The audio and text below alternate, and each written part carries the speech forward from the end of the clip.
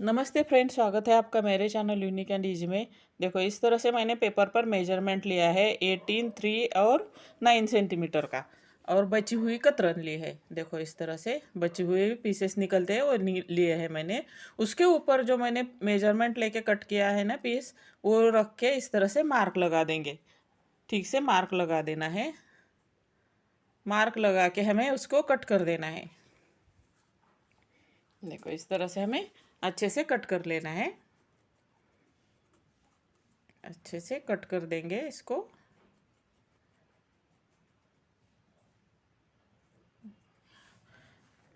Channel को अब तक सब्सक्राइब नहीं किया तो सब्सक्राइब ज़रूर कर देना।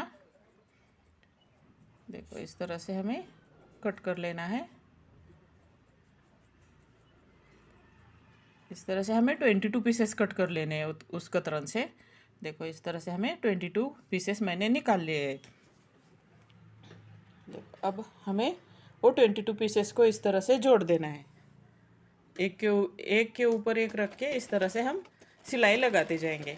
22 पीसेस को एक साथ जोड़ देंगे हम इस तरह से। देखो एक के बाद एक इस तरह से जॉइंट लगाते जाएंगे।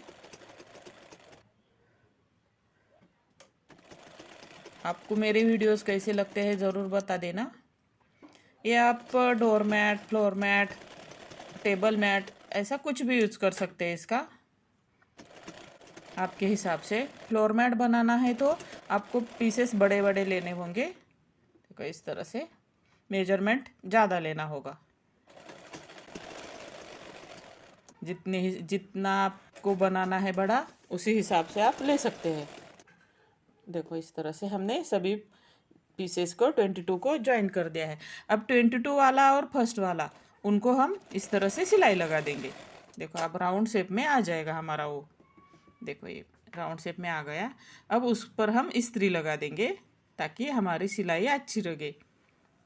देखो फिनिशिंग भी अच्छा आ जाती है इस्त्री से।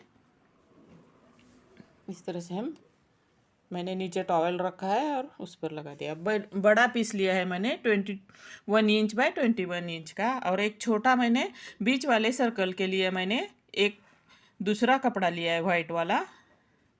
वो मैंने 5 इंच बाय 5 इंच वाला लिया है, और उसके ऊपर वो राउंड वाला पीस रख के मैंने इस तरह से फोल्ड करके पिन लगा रही हूँ बीच में। देखो इस तरह से फोल्ड करके पिन लगा देनी है।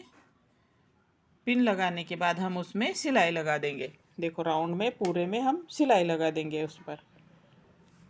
बीच वाला जो हमने 5 बाय 5 इंच का पीस लिया है ना, उसको इस तरह से हम सिलाई लगा देंगे। जितना आपका बड़ा सर्कल बीच का हो जाता है उतना आपको बीच वाला पार्ट ले लेना है। इस तरह से हमें सिलाई लगा देनी है बीच में। हो गया। अब मैंने वो बड़ा वाला 21 इंच वाला पीस लिया था ना, उसको लिया है। उसके ऊपर मैंने पहले हमने हमारा रेडी किया हुआ पीस रखा है, उसके ऊपर 21 इंच वाला, और उसके ऊपर मैंने कपड़े से निकलने वाला फोम रखा है। देखो इस तरह से हम उसको सिलाई लगा देंगे।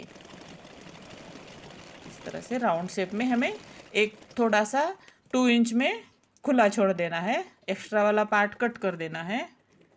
देखो इस तरह से, और साइड राउंड में इस तरह से हमें कट लगाते जाना है ताकि अच्छे से निकल जाए बीच वाला पार्ट। अब पिन लगाई थी ना, वो निकाल देनी है।